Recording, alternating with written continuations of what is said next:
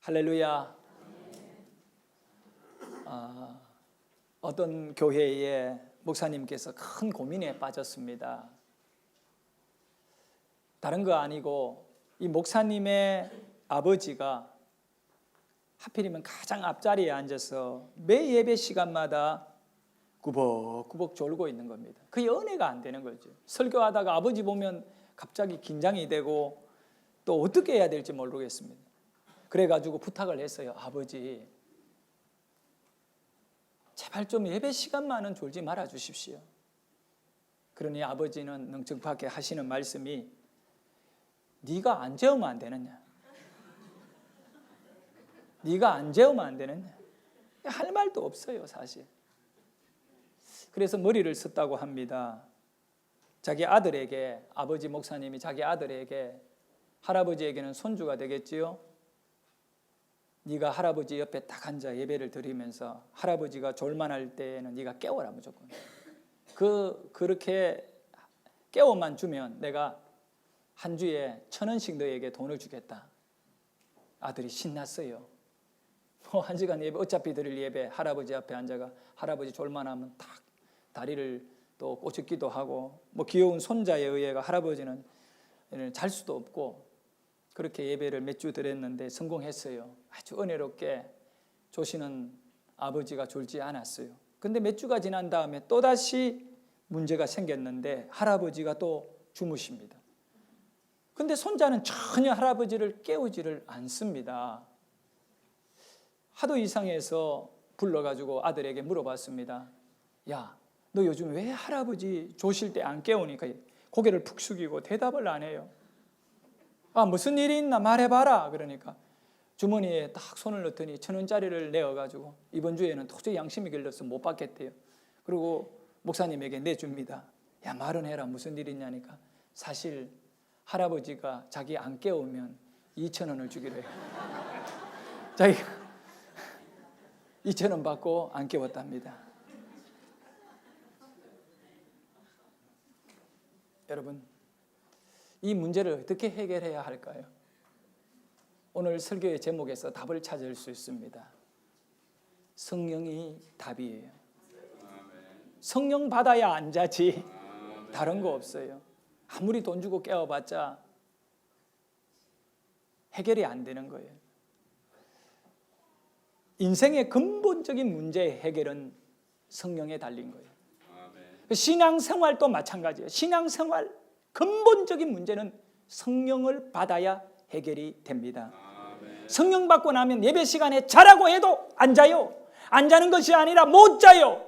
내 안에 계시는 성령이 그 말씀 안에서 절대로 나를 자게 내버려 두지 않는 거예요. 왜냐하면 성령이 나를 지배하면서 나의 육신으로 하여금, 나의 생각으로 하여금, 나의 모든 이성에 이르기까지 하나님에게만 집중하도록 만들어주시는 은혜가 있기 때문에 그렇습니다.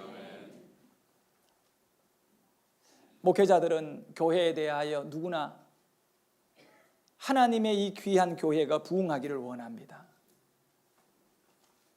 그런데 사실은요, 그 부흥이 귀하고 귀하지만 그 꿈을 이루고 싶어 목회자들이 밤낮 주야로 노력하고 있지만 그것보다 더 중요한 것이 먼저 성령 받아야 돼요. 먼저 성령 받아야 돼요. 우리나라에 일어났던 대부흥이 있어요. 그것이 바로 1907년도에 평양 대부흥이라고 장대영 교회에서 예배를 드리는 가운데 사경회에 전국 평신도 사경회를 하다가 성령이 임해서 이 민족 전체에 영적인 영향을 입힌 내용이거든요. 지금보다 얼마나 더 그때가 절망적인지 몰라요. 사실은 겨울이 되면, 그때가 이 1월 겨울이었는데 겨울이 되면 이 농사를 짓지 않는 그런 때에는 전부 다 노름하고 술 먹고 뭐 할 일 없으니까, 여러분, 할 일 없는 게 문제야. 어떤 일이든 간에 영적인 일을 만드시기를 바라요. 할 일 없으면 죄 짓고 할 일 없으면 문제가 생긴다니까. 그때 그 1907년 평양 대부흥이라는 것이 있습니다. 그 결과로 인하여 오늘날 교회들과 또 한국 교회가 이렇게까지 건강하고 또 부흥할 수 있었던 것은 철저하게 대부흥의 성령이 임했기 때문에 일어난 것입니다. 근데 하나님은 너무나 감사하게도요, 이 대부흥을 그냥 스치지 않았어요. 한국이 이렇게 부흥된 원인을 정확하게 성령의 임재와 또 하나님의 그 역사였다는 것을 기록상 남기기 위하여 이 조선 땅에 있는 어떤 그런 성도나 선교사를 통하여 이 기록을 남기지 않고 전혀 생각 외에, 의외예요, 의외. 중국에서 선교하고 있었던 이 스티븐 고포트라고 하는 중국 선교사가 조선을 방문해 가지고 이렇게 있다가 그 평양 대부흥의 현장이었던 당시가 이 전국 평신도 이렇게 사경회였기 때문에 당연히 뭐 선교사님은 거기에 큰 컨퍼런스였기 때문에 거기에 참여하겠지요. 거기에 참여했던 이 스티븐 고포트라고 하는 중국 선교사입니다. 중국 카나다에서 아마 이렇게 들어온 중국 선교사인데 이분이 그때의 그 내용들을 기록에 남겨가지고 오늘날 우리가 구체적으로 1907년도에 어떤 일이 일어났는가를 알게 된 거예요. 그리고 우리는 그 자료를 통하여 이 평양 대부흥이 그렇게 구체적으로 일어난 것에 대하여 확정하게 되는 겁니다. 이분이 남긴 글 가운데 이런 내용이 있습니다. 조선에서 일어난 부흥운동이 나에게는 너무나 많은 영향을 미쳤기 때문에 그것에 관하여 쓰고자 한다. 그래서 그가 이제 그 당시에 카나다에 있는 본국의 성도들에게도 알리고 자기가 사역하고 있는 중국 교인들에게도 이 조선의 이 영적인 어떤 그런 변화, 그리고 성령의 임재, 그리고 곧 사람들이 하나님께 거듭나게 되는 그런 모습들을 설교하면서 전했던 겁니다. 그런 이런 생각을 이렇게 말씀하고 있어요. 한국의 신자들이 이루어 놓은 일과 그들의 희생을 생각할 때 나는 내가 주를 위해 얼마나 한 일이 없는가를 생각하고 부끄러울 따름이다. 그래도 우리 믿음의 조상들이 성령 받고 나니까 서양에 있던 이 선교사들이 부러워할 정도예요. 예? 성령 받으니까 우린 뭘 내세워요? 지식을 내세울 거예요? 뭘 내세울 거예요? 교회를 내세울 거예요? 초대교회, 한국 초대교회 아무 자랑 없는, 가진 것 없는, 이 자랑할 것이 없지요. 그런 사람들을 바라보는 이 고포트 선교사는 그들을 생각할 때 부끄러울 거다, 부끄러울 뿐이다 할 정도로 우리의 믿음의 선조들이 성령 받았을 때 큰 영적인 거인이 된 거예요. 우리 교회가 만약에 성령의 은혜에 충만한 성도들로 우리가 성령을 받게 되면 이 민족 앞에 쓰임을 받을 수 있는, 이 나라를 다시 한번 영적으로 일으켜 세울 수 있는 그런 교회 될 줄 믿습니다. 이 스티븐 고포트는 1907년 평양 장대영 교회에서 일어났던 이 사실에 대하여 이렇게 말합니다. 자기가 집회에서 1000명 정도 모인 것을 이제 이렇게 보게 되었는데, 이 장대영 교회에서의 집회입니다. 그런데 그 집회가 내내 이어지는 가운데 하늘은 마치 논문처럼 닫혀 있었다라고 표현하고 있습니다. 논문, 그 뭘까요? 쇠문이잖아요. 쇠문이 딱 닫혀 있다는 거예요. 하늘은 그렇게 닫혀 있으니까 은혜가 전혀 임하지 않았다는 거예요. 졸리는 거죠. 냉랭한 것입니다. 그냥 사람들끼리 앉아있는 느낌을 받는 거예요. 자, 여러분, 오늘 나의 예배가 논문이 닫혀 있다면 이거 깨트려야 돼요. 이 빗장을 뽑아야 돼요. 다른 거 생각하지 마세요. 그런 상태에 논문이 닫혀 있는 것과 같이 하늘이 닫혀 있는 그때에 갑자기 한국교회의 지도자였던 길선주 장로, 그분이 나중에 큰 은혜를 받았으니 목회자로 헌신하게 됩니다. 이 길선주 장로님이 예배당에 1000명이 가득 앉아있는 그 한가운데에서 벌떡 일어나가지고 뭐라고 첫 입을 열었느냐 하면 저는 아간입니다 라고 했던 것입니다. 아간입니다. 아간이 누군가요? 아간이요, 여리고성에 그 전쟁을 치를 때 하나님이 가나안 땅 첫 성인 여리고성을 전쟁을 치를 때에는 너희들이 탈취물 가지려고 전쟁하는 거 아니다는 걸 가리키는 거예요.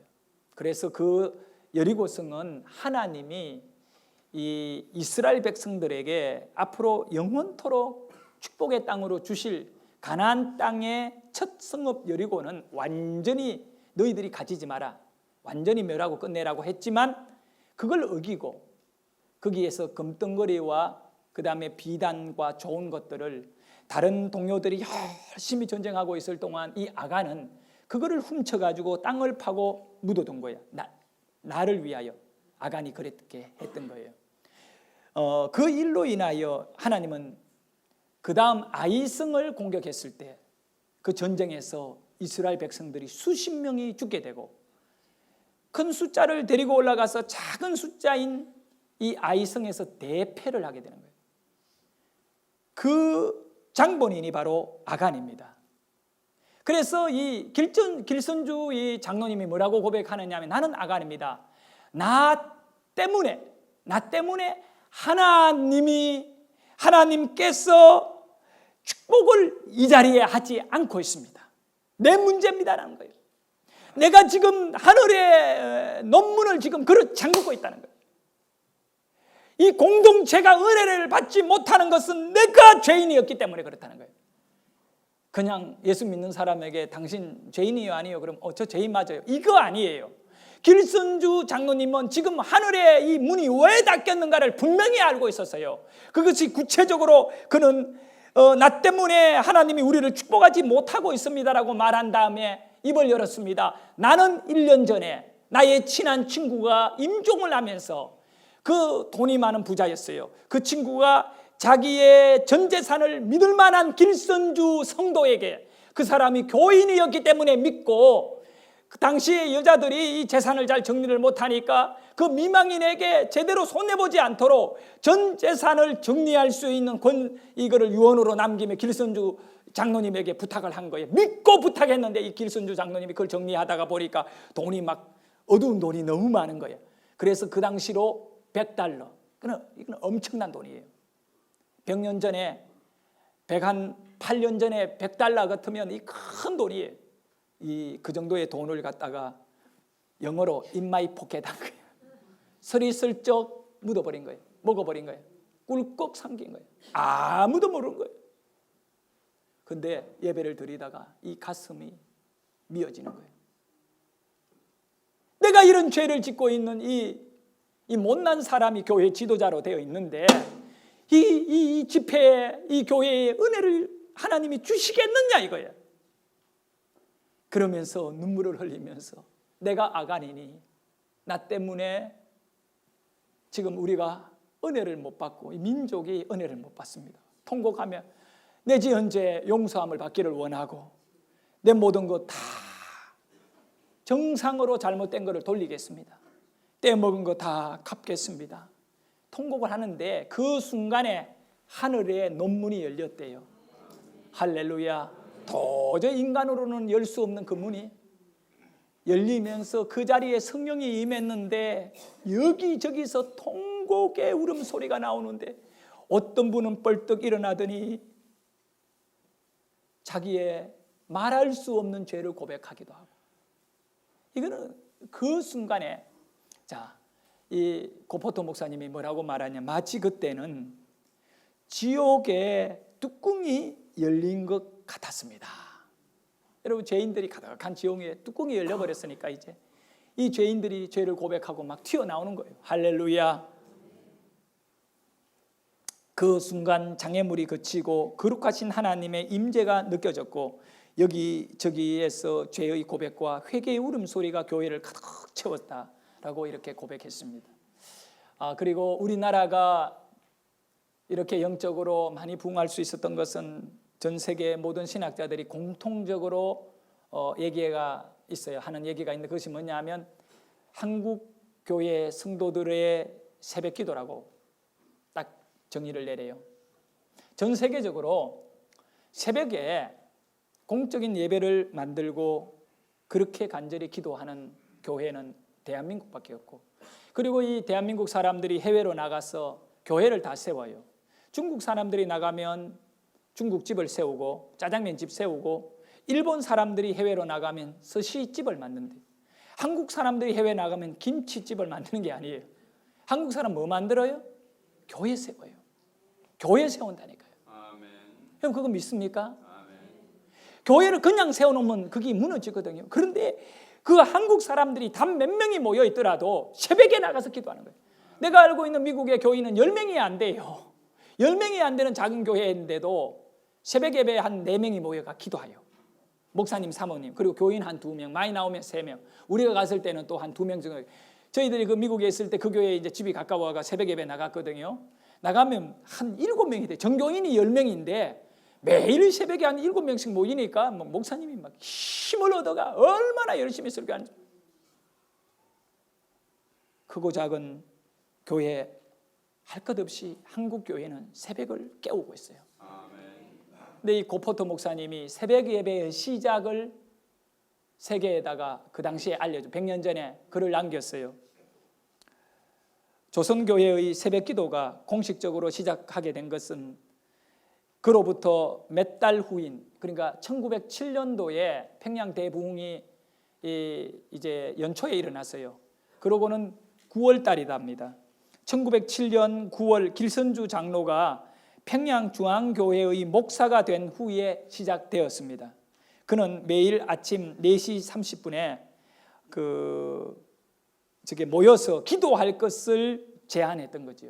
설교 가운데 제안했습니다. 여러분, 우리는 이제 새벽에 일어나서 기도하자고. 왜냐하면 9월달 농사일이 바쁘잖아요. 그러니까 새벽에 나와서 먼저 기도하고 농사지로 나가자. 그렇게 새벽 4시 반 기도를 제안하고 그 다음 날 새벽이 됐어요. 주일이 지나고 월요일이 했겠죠. 그런데 놀라운 일이 나요. 2시인데, 새벽 2시인데 사람들 잠은 못 나올까 싶어가지고 교회에 몰려왔는데 몇 명이 몰려왔느냐 하면 400명의 신자가 교회 앞에서 새벽을 기다리고 있었다는 거예요. 교회 문을 열도록 기다리고 있었는 거예요. 400명이. 그리고 예배 시간이 되었을 때에는 700명이 기도회에 모였다는 겁니다. 할렐루야. 자, 한국 사람들은 대단해요. 700명이 모여가지고 그렇게 새벽 예배를 이어갔답니다. 후에 안 사실이지만 그때 그 교회에 다른 지역 어디면 강계라고 하는 지역에서 온 성도가 한 명 있었어요. 그 여인이 거기서 새벽 예배의 은혜를 받고 난 다음에 그가 이제 이 고향으로 돌아가겠다는 거죠. 고향에 가서 고향에 있는 이 교회에서도 그 예배를 드릴 수 있도록 하겠다면서 이런 얘기를 했답니다. 성령만이 주 예수의 복음 사역을 완성하실 수 있는데 그 성령님은 하나님이 다른 은사를 우리 성도들에게 값없이 주시듯이 기도하는 모든 성도들에게는 값없이 성령을 주시기 때문에 내가 고향인 강계에도 가서 그 교회에도 새벽 예배 만들어서 기도하면 값없이 주시고 우리가 여기에서 은혜 받았던 것 같이 거기에서도 은혜 받는다. 이런 고백을 했다는 겁니다. 그때 이후로 한국 교회에서는 추운 날에도 불구하고 매일 새벽에 교회들마다 이 부흥의 불길, 기도의 소리가 끝나지 않았고 지금도 우리는 새벽마다 기도하고 있습니다. 믿음 생활 바로 하기 위해 가지고 교회가 어떤 곳인가를 여러분 알아야 됩니다. 교회가 뭐냐? 이 교회는 한마디로 표현하면 성령이 일하시는 곳입니다. 그 성도가 뭐냐? 성도는 교회라고 볼 수 있어요. 그러니까 여러분은 교회라고 볼 수 있어요. 그러니까 성도도 성령이 일하실 때 바른 일꾼이 되는 거예요. 성령이 떠나면 우리는 아무런 영적인 일을 할 수도 없다는 사실을 기억할 때 오늘 우리는 성령 없이 예배할 수 없고 성령 없이 믿음 생활할 수 없습니다. 그렇기 때문에 성령은 교회 안에 정말 중요한 교리 잘못되면 이단되잖아요. 교리나 아니면 신학, 이 모든 것을 우리는 중요하게 다룹니다만 그것보다 더 중요한 것이 바로 개인이 성령을 온전히 받고 하나님을 만나고 체험하는 성령의 역사인 것입니다. 성령은 믿는 것이 아니라 여러분 기억하셔야 돼요. 따라합시다. 성령은 믿는 것이 아니라 받는 것이다. 채우는 것이에요. 이거는 정확해요. 여러분, 물이 채워지면 이 물을 먹을 수가 있고 사용할 수가 있어요. 그런데 여기에 물을 채우지 않으면 그릇만 가지고는 아무런 효과가 없어요. 성령이 뭐냐면 교회를 채우는 것이에요. 성령은 성도를 채우는 거예요. 그렇게 성령이 교회와 성도를 채웠을 때 그 성령으로 말미암아 살아가는 사람들에게 어마어마한 능력이 나타나게 되는 거예요. 성령이 채워지니까 사도행전 2장 4절에 보면 성령이 말하게 하심을 따라 어떤 일이 일어났습니까? 성령이 말하게 하심을 따라 다른 언어들로 말하기를 시작한다. 이 성령이 채워지니까 말이 바뀌어지는 거예요. 생각과 행동과 모든 환경의 변화가 일어나는 것입니다. 왜 이렇게도 변화가 안 일어나느냐? 오늘 우리가 변화되지 못한 자신과 환경을 바라봤을 때 문제는 하나, 성령이 함께하지 않기 때문이다. 여러분께서 가장 우선적으로 성령을 구하시기를 바라요. 주님, 성령이 오셔서 가정을 바꿔주십시오. 변화시켜 주십시오. 성령이 오셔서 내 심령을 변화시켜 주십시오. 왜 우리가 성령을 받아야 하느냐? 꼭 성령 받아야 돼요. 거기에 대한 첫째 답은 성령께서 성도에게 세상을 이기는 능력을 주시기 때문입니다. 여러분, 세상을 이기셔야 돼요. 그러려면 능력을 받아야 되는데 세상에 있는 하나님을 모르고 성령을 외면한 사람들은 돈이 능력이다 그래요. 그것이 중심이에요. 그런데 우리는 달라요. 성령이 능력이다. 능력을 받아야죠. 악한 마귀와 귀신들이 장악하고 있는 이 세상을 이기려면 믿음이 있어야겠지요. 그래서 요한 1서 5장 4절에 보면 무릇 하나님께로서 난 자마다 세상을 이기느니라. 하나님께 난 자는 세상을 이기지요. 세상을 이기는 이김은 승리는 이것이니 우리의 뭐라고요? 믿음이라. 근데 이 믿음이 다 있잖아요. 우리는 믿음 있다고 그래요. 그러면 세상 다 이겨야지. 그런데 못 이겨요. 세상에게 끌려가기도 하고 세상에게 밟히기도 하고요. 세상에게 사기를 당하기도 하고 그 희생이 얼마나 큰지 몰라. 근데 믿음이 있으면 세상을 이긴다는데 여기 치명적인 우리의 허술함을 발견해야 돼요. 그러나 조건과 전제가 있어요. 이 믿음이 능력의 믿음이 되려면 성령이 보장해 주셔야 돼요. 성령이 역사하는 믿음이어야 합니다. 그래서 사도행전 1장 8절에 말씀합니다. 오직 성령이 너희에게 임하시면 너희가 권능을 받는다. 성령이 너희에게 임해야 너희의 믿음이 능력이 있다. 믿음이 능력이어야죠. 믿음이 전신품이 아니에요. 믿음이 액세서리가 아니다는 거지요. 믿음은 여러분에게 능력이 되어야 하는 것입니다. 하나님은 여러분이 갖고 있는 믿음이 능력이 되게 하시려고 하나님 자신이 우리에게 들어오시는데 그것이 바로 성령인 것입니다. 그분을 환영하십시오.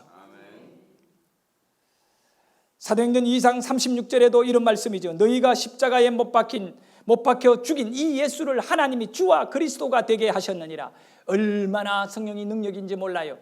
왜냐하면 예수님의 제자들이 성령 받기 전에는 덜덜 떨고 다른 사람에게 예수 믿으라고 감히 말 못해요. 십자가에 죽은 예수를 부끄럽게 생각했던 거예요.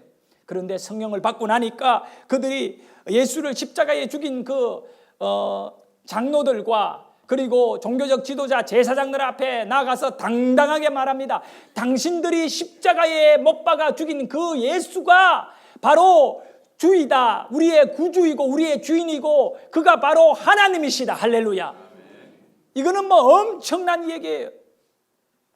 내가 주일학교 아이들한테도 설교하며 그 얘기를 했는데요. 성령 받기 전에 제자들은 길을 가다가 누가 딱 보고 아이 너 예수 믿는 사람 아니야? 이렇게 얘기하면 아이 아니요. 내 믿으려고 하다가 안 믿어서 예를 들어 초대교회 그냥 피해가는 거야.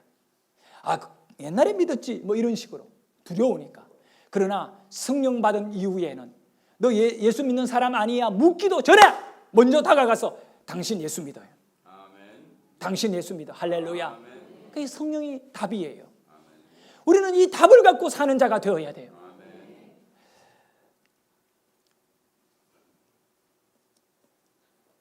말씀을 읽고 말씀을 믿었고 또 말씀의 역사를 의심하지 않는 사람이라 할지라도 이 성령이 임하지 않으면 그 믿었고 또 우리가 그 의심하지 않는 모든 것이 힘을 내지를 못하는 거예요. 자, 여러분, 복음이라고 하는 것은 이 헬라 말로 두나미스입니다. 두나미스. 이 두나미스라고 하는 이 헬라어가 영어로 나중에 어떻게 바뀌어지느냐 하면 다이나마이트로 바뀌어져요. 다이나마이트. 복음은 뭐라고요? 강력한 능력이라는 거예요. 다이나마이트가 막 터지면 바위고 뭐고 안에 막 산산이 깨어지고 땅이 푹 파여버리는 거예요. 성령이 성도의 심령에 이 복음을 가지고 막 터지면 구멍이 뻥 뚫려버린다니까요. 할렐루야. 근데 다이나마이트를 트럭에 한 트럭 싣고요, 어디에 가서 막혀있는 그 바위를 깨야겠다.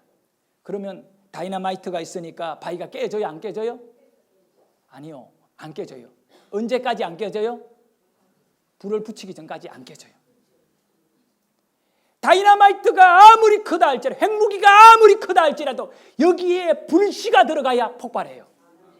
오늘 우리들에게 믿음이 있어요. 다이나마이트가 있어요. 복음이 있어요. 나도 여러분도 복음을 가졌고 복음을 의심하지 않아요. 그런데 왜 이 복음이 민족 가운데 폭발 안 할까요?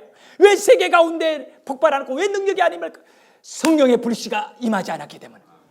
여러분이 가진 복음 안에 성령이 임하면 폭발할 것입니다. 갑자기 바뀌어질 것입니다. 그 이스턴 영어를 설립하고 또 요즘은 영단기학교, 공단기학교라고 해가지고 인터넷 강의를 전국에서 가장 많이 인기 있는 강사가 김성은 씨인데, 이분이 우리 교회에 와서 간증을 했잖아요. 고등학교 때 성령을 체험하고 이 다른 종교였던 아버지 앞에, 아버지가 초등학교 교장님인데 아버지에게 교회 다니는 것 때문에 밥 먹다가 아버지가 야, 너 교회 나가지 마라. 그럴 때 그 아들이 밥을 먹으면서 아버지, 나는 교회를 안 나가고 안 됩니다. 나는 교회 나갑니다. 아버지가 밥 먹다 밥상을 엎고, 학교 교장들이 성격이 굉장히 더럽나 봐요. 밥상을 엎고 차고 있던 흙대를 뽑아가지고 채찍을 만들어가 아들을 죽을 만큼 팼다는 거예요. 그리고 그 아들을 쫓아버렸대요. 부산에 있는 어느 고아원에, 봉사하던 고아원에 들어가서 그러다가 고등학교를 중퇴했어요. 그렇지만 지금은 그 아버지가 그 아들을 가장 자랑스럽게 여기고 지금 부산에 있는 수영로 교회 집사님이세요. 어떻게 생각하세요? 그 고등학교를 중퇴한 이 김성은 씨가 망했나요? 성령만 의지하고 그 하나님 앞에, 네가 사람 앞에 나를 부인하면 나도 심판대 앞에 하나님께서 앞에서 내가 너를 부인할 것이라 했잖아요. 그런데 그분이 그렇게 살았지만, 몸도 약하고 그랬지만 하나님이 결국은 최고의, 외국 유학 한 번 안 하고 우리나라에서 영어 시장의 최고 강사예요. 강의만 해서 1년에 한 40억 이상을 버니까 그 나머지는 말할 필요도 없는 거예요. 성령을 받아야 됩니다. 아멘. 여러분, 오늘이 무슨 날인지 아세요? 성령 강림 주일입니다. 예수님이 십자가에 못 박혀 죽으셨어요. 그리고 3일 만에 부활하셨죠. 부활하신 이후에 두루두루 다니면서 40일간 제자들을 만나고 단도리를 하고 난 다음에 하늘로 성천에 올라가셨어요. 그리고 가시면서 제자들에게 말했습니다. 너희들 성령 안 받고는 아무 일도 하지 마. 성령 받기 전에 괜히 껍데기 마. 나가지 마. 그 얘기는 뭘 말하느냐면 성령을 안 받고는 아무런 소용이 없다는 거예요. 성령을 안 받고, 자, 무당이 구슬하려면 또 점쟁이가 점을 치려면 뭘 받아야 돼요? 귀신을 받아야 돼요. 우리가 그걸 알면서 나는 왜 성령을 안 받고 내 이성으로 신앙생활하냐? 무당들도 귀신 안 받으면 점 못 친다고 하고, 교인이 그 굿하는 데 다가가면 당신 때문에 귀신이 안 오니까 나가달라고 하는데, 여러분 안에 잡다한 귀신들이 들어와도 가만히 있고 성령 받는 일, 귀신이 들어오면 성령은 더러워지기 때문에 안 들어오셔요. 깨끗한 마음이. 얼마나 성령은 정확하신지 몰라요. 여러분에게 의지를 정확하게 보시기를 원한다. 우리의 의지가 성령만을 진실에게 초청할 때 오시는 거예요. 꼭 여러분이 신은 죽지 않았다라는 영화를 보시기를 바랍니다. 꼭 보셔야 돼요. 나는 그 영화를 보기 전에는 그저 돈 벌기 위해 영화사가 영화를 만들어서 기독교인들의 심리를 자극해가지고 뭐 하는 영화겠지. 과거에 그 노아의 방주 있잖아요. 몇 년 작년인가 나온 영화 있지요. 그거 보면 난 실망 많이 했습니다. 뭐 그런 것 중에 하나겠지라고 생각했습니다. 그런데 이번에 기독교 영화 중에 저는 가장 잘 맞는 영화가 신은 죽지 않았다라고 하는 영화라고 생각합니다. 미국에서는요, 그 유명한 헐리우드 영화를 다 이겨내버린 거예요. 박스 오피스 1위를 차지했는 영화예요. 근데 한국에 들어와서 이 영화가 나름대로 교인들 가운데 매우 많은 그런 좀 보기도 했지만 우리 교인들 가운데 과연 몇 명이 봤을까 궁금해요. 여러분, 하나님 살아계시는 그 역사를 믿고 자기의 미래를 교수와 철학 교수와 딱 논쟁하면서 철학 교수가 신은 죽었다고 선해라. 그러면 점수 다 준다. 앞으로 뭐 리포트 안 해도 된다. 그런데 이 아이는 신은 죽지 않았다. God is not dead. 죽지 않았다. 혼자 80명의 학생 가운데 딱 한 명이. 이거는 실화예요. 우리는 과연 그렇게 할 수 있을까? 내 희생을 담보로 그렇게 할 수 있을까? 그리고 이 학생은 결국 이겨내고 나머지 80명의 전 학생 앞에 3번의 강의를 딱 하는데 교수가 네가 신이 죽지 않았다는 것을 3번에 20분짜리 3번 강의를 해서 평가를 받으면 내가 너에게 점수를 주겠다 그랬어요. 전 나머지 80명이 기립박수를 치며 신은 죽지 않았다고 고백하게 되는 놀라운 일이 일어났어요. 우리는 오늘 성령 안 받으면 이 세상에서 치열한 영적 싸움에서 쓰러진다니까요. 남을 살리는 건 둘째치고 내 자신이 쓰러지니까 성령 받아서 능력 있는 삶을 사시기를 축원합니다. 두 번째로 성령을 받으면 봉사하고 봉사. 우리 교회가 건강한 교회가 되는 것은 봉사를 귀하게 여기는 성도들이 많아요. 정말 직장 생활하면서 이 봉사하는 자세가 너무 귀해요. 이 성령을 받아야 봉사할 수 있어요. 자, 옆에 분에게 이야기합니다. 성령 받아야 봉사합니다. 성령을 받아야 봉사합니다. 또 성령 받아야 예수 자랑할 줄 압니다. 성령 안 받으면 자기 자랑밖에 안 해요. 뭐 얼굴 예쁜 거 자랑하고 싶어 하고, 그지요? 뭐 여러 가지. 성령 안 받으면 그렇게 되는 거예요. 성령 받아야 돼. 또 성령 받으면 육신을 신뢰하지 않게 돼요. 자, 여러분이 성령 받았는지 안 받았는지 내 한 가지만 체크해 줄게. 여러분이 가진 것 중에 가장 자랑하고 싶은 게 뭘까요? 나도 한 번씩 그런 생각이 막 들어. 내 안에 막 우리 죄송해요. 다니엘이 너무 착한 거야. 얘를 막 그냥 자랑을 하고 싶은 거야. 이 자랑을 하고 싶은데 내가 자랑하면 그 상대방이 왜 생각할까 싶어가 자랑을 절제를 하는데도 이 정도예요. 근데 내가 그때 깜짝 놀래요. 네가 자랑해야 할 거는 예수지. 왜 그러냐면 우리 모두는 나는 뭐 가진 그런 보석이 없어요. 그러니까 일절 끼고 다니는 게 없어요.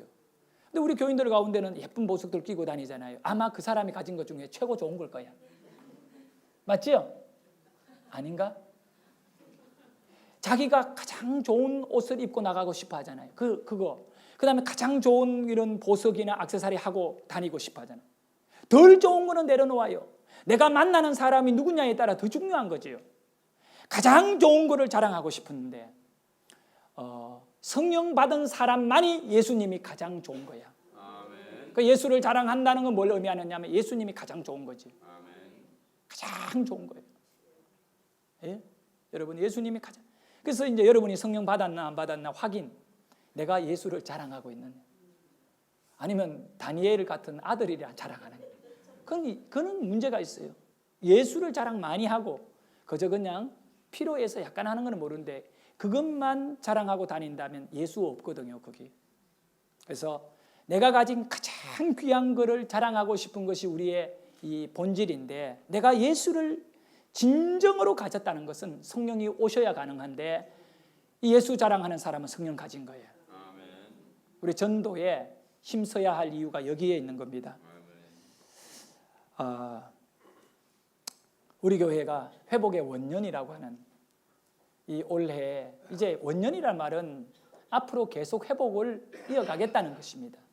이제 출발이고 그 다음부터는 회복을 예배 회복, 하나님과의 그 관계, 그리고 가정의 회복, 그리고 경제, 이거는 매우 중요한 겁니다. 경제 회복, 이것을 목표로 삼고 있는데, 진정한 회복은 바로 이 모든 회복은 어디에서 오느냐 하면 성령 안 받으면 안 됩니다. 성령 받으면 역사가 일어납니다. 제가 5월 21일입니다. 오늘이 24일이니까 딱 3일이 지났네요. 4일 전의 이야기인데, 신문을 통하여 우리 보는 일간지, 그 기독교 계통의 신문이 아닙니다. 우리나라에서 가장 많이 보는 신문입니다. 그 신문이. 근데 그 신문에 우리 아내가 아침에 신문을 보더니 감동해가 나보고 그 기사를 읽어보래. 그래서 내가 그거를 읽었어요. 너무 긴 내용이에요. 그렇게 그 큰 기사를 썼다는 자체가 참 귀한 일인데요. 미국의 엘리바마주에 사는 5살 아이 이야기야. 5살 먹어요. 우리 나이로는 6세나 7세 아이예요. 그 아이가 이름이 조사이어 덩컨인데, 덩컨, 이거는 뭐 잘못하면 도넛인 줄 알면 안 돼요. 덩컨, 똑같은 스펠링, 덩컨인데, 이 덩컨은 엄마와 함께 동네에 있는 식당이죠, 레스토랑에 가서 아주 이렇게 행복하게 식사를 하고 있었어요. 근데 창밖에 아주 늙었고 또 남루한 옷을, 너덜너덜한 옷을 입은, 머리가 팍 흐트러져 있는 노숙자 한 명을 보게 되는 겁니다. 그래서 이 덩컨이 엄마한테 물어봤던 겁니다. 엄마, 저 아저씨는 어떤 사람이냐고 물었어요. 그러니까 노숙자라, 영어로 홈리스, 집을 잃어버린 사람이다. 그때 이 아이가 처음 듣는 이 말에 매우 슬퍼진 거예요. 집을 잃어버렸다. 자식도 없다. 아내도 없다. 돈도 없다. 먹을 것도 없다. 이 아이가 엄마에게 부탁한 것이, 엄마, 저 아저씨에게 밥 한 끼 사주자고. 내가 발견한 건데, 전 세계적으로 패션이 공통적인 분야가 있는데, 그것이 바로 노숙자들이에요. 똑같아. 얼마나 냄새가 지독한지요. 미국의 노숙자도 냄새가 영어는 유창한데 냄새는 너무, 옆에 막 앉아있죠. 우리 교회도 간혹 노숙자가 오시는데 정말 힘들어요. 뭐가 힘드냐면, 와서 예배를 드리고 가면 한 주 내내 냄새가 진동하는데, 이거 뭐 사람을 차별할 뭐 이런 건 아니더라도 이 냄새는 식당 안에 그 노숙자들이 들어오면 막아요. 그러고는 그냥 그 노숙자에게 적당히 음식을 줘가지고 이런 데 보낸다고. 장사를 해야 되니까. 그렇게 덩컨의 부탁에 엄마가, 아니야, 여기는 남의 식당에 저 노숙자가 들어오면 영업에 지장돼라고 말하고 싶었지만, 이 아들의 정말 이 대견한 모습에 길을 살려줘야겠다. 그래가 용기를 내가 엄마가 밖으로 나가서, 주인에게 허락은 안 해줄잖아요. 그러니까 밖으로 나가서 저기 그 힘없이 배고파 흙에 지쳐있는 할아버지를 데리고, 내가 당신에게 식사 한 끼 대접할 테니까 들어가자. 그래서 데리고 들어와서 아무도 없는 구석 자리에다가 앉혀놓고 거기에 서빙하는 사람들이 주문을 받기를 기다리고 아주머니는 돌아왔어요. 계산은 내가 해드릴 테니 염려하지 말고 드시라. 그런데 식당에서 밥 먹다가 이 장면을 발견한 여러 명의 손님들은 너무나 의아한 얼굴로 좋지 못한 시선으로 힐끔힐끔 노숙자를 쳐다보며 오늘 나의 식사를 망쳤다라고 하는 얼굴의 표시가 연역했다. 그때 거기에 직원들이 다가가지 않고 있는 그 때에 덩컨이 밥을 먹다가 벌떡 일어나가지고 이 노숙자에게 다가가서 말을 합니다. 메뉴판을 꺼내고 펼치면서 아저씨가 드시고 싶은 거 먹으라고. 그래 어머니가 따라갔어요. 웨이터가 안 오니까 아저씨가 드시고 싶은 것 가격 신경 쓰지 말고 드세요. 메뉴판을 보지도 않고 이 노숙자는 치즈버거면 족합니다. 여러분 치즈버거가 뭔지 아세요? 내가 미국 생활하면서 9.9센트입니다. 9.9센트가 1불 되기 전에 9.9로 치즈버거를 많이 팔아요. 그는 이제 이 가난한 사람들을 위해서 파는 건데 일반적으로는 2, 3달러가 해요. 버거가. 그런데 치즈버거는 아무것도 안 하고 빵과 치즈만 딱 해가 엎어버린 거예요. 근데 그거면 좋아. 1달러면 좋거든. 거기다 뭐 팁하고 또 음료수 값 들어가겠죠.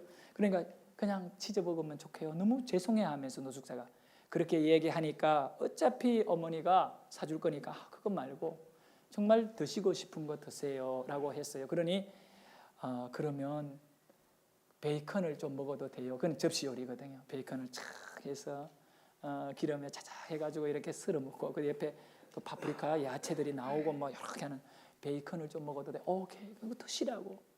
그러고는 이제 이 어머니가 가서 주문을 대신 해준 거예요. 이쪽에다가 뭔 해주라. 조금 지난 다음에 메뉴가 나왔어요.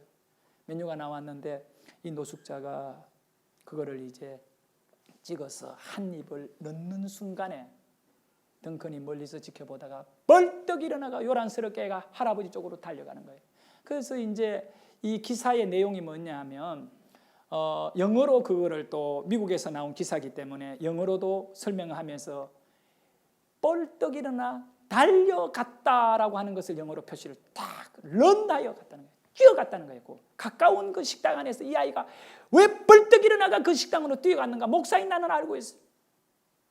그냥 여유롭게 다가간 것이 아니라 밥을 먹다가 자기 포크와 나이프를 두고 벌떡 일어나가 뛰어갔어. 그 할아버지한테 잠깐만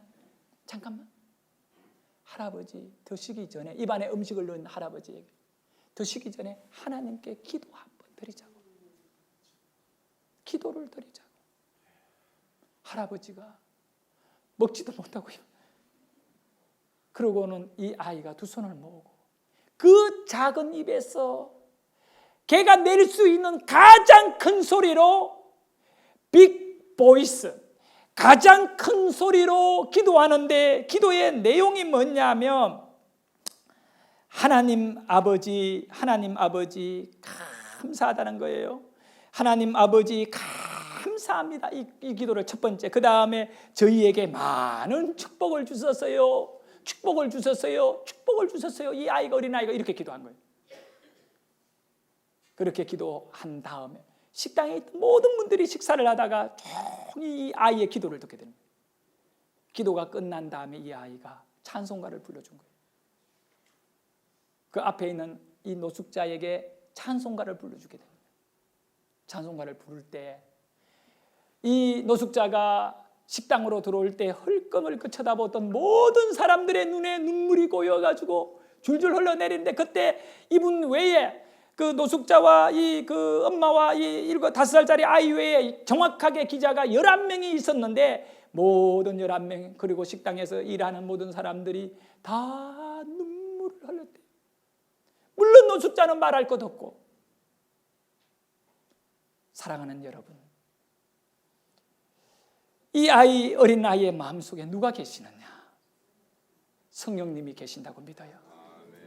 오늘 우리는 뭘 가졌기 때문에 대단하게 뭐 위치에 있기 때문에 뭘 할 수 있다고 하지 말고 우리가 진실된 믿음을 가지고 성령이 나를 인도해 주신다면 우리는 이보다 더 귀한 일들을 할 수 있다고 믿습니다.